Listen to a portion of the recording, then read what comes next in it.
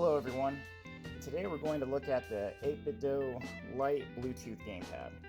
And it comes in yellow and turquoise to match the colors of the Switch Lite, and it features two different D-pads and along with all the different buttons that you would find on a Switch Pro controller.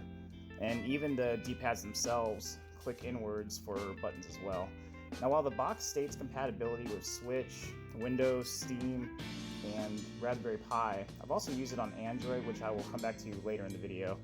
And it comes with a USB-C cord, and a 480 milliamp hour battery is supposed to last around 18 hours with a 1 to 2 hour charge time.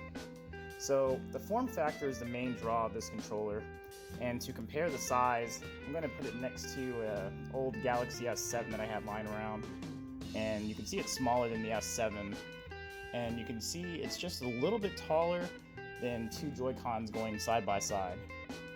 Now, despite the small profile, it's surprisingly comfortable still to hold, and it has a decent weight to keep from feeling cheap. It has a nice matte finish and with clicking and responsive buttons. Now, while there isn't any gyro controls, rumble, or amiibo support, the price is only $24.99, and that would signal a solid value assuming it plays well. So with that said, let's test some different games.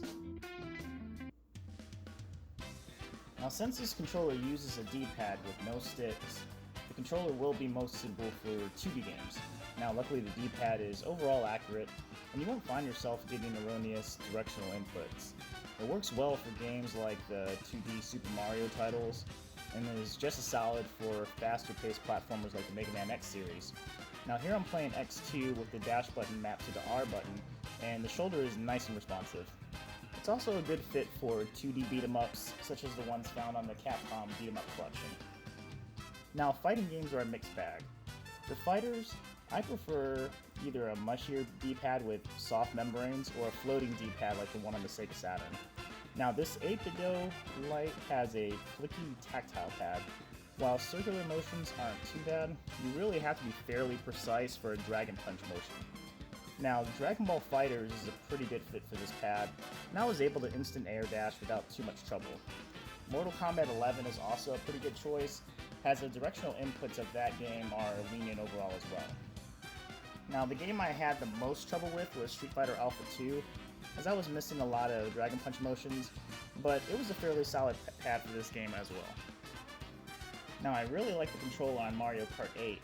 The steering felt very smooth, and it actually gave me some old school vibes from Super Mario Kart on the Super Nintendo. Now, considering these controllers are only $25 each, these could be a great option for someone that has friends over for local multiplayer racing. Now, let's get to some of the bigger questions people have had. So one feature people have been excited about is that the D-pads are mapped to the left and right stick functions for different games. And this has led to a lot of people asking about games like Link's Awakening and Super Smash Bros. Ultimate. So for Zelda, this D-pad works great, and it's a mystery as to why Nintendo doesn't allow us to map movement on that game to a D-pad on the normal Switch Pro controller. But for Smash Bros., it isn't so simple. You see, even though the left stick is mapped to D-pad, the D-pad itself still only registers a single digital input. Now, Smash Bros. Is built with analog inputs in mind, so if you gently tilt on a GameCube controller stick or a Switch Pro controller stick, you'll slowly walk, and having a full tilt will make you run. Now, this allows for more precise movement in and out of ranges, and it also allows for you to more easily perform tilt attacks from a standstill, as opposed to having to dash first. Now, since the 8bitDo D-pad isn't analog, tapping a direction will go into a full-blown dash. Not only does it break your movement, but it's not possible to do a forward tilt attack really because the dash attack will override it. Now, you can work around this to a degree by mapping your tilt to the right D-pad, but there is no fix for the dashing. Now, this is going to be a problem with any D-pad mimicking a left stick that isn't also analog. And this even includes the PowerA Fusion Fight pad I previously reviewed, which, in my opinion, is even worse because PowerA advertised how it can remap the R button to mimic the C Smash stick from the game controller. And that led people to believe that that pad was viable for Smash. Now, my opinion is, you can technically play Smash with these controllers, but you'll be at a disadvantage.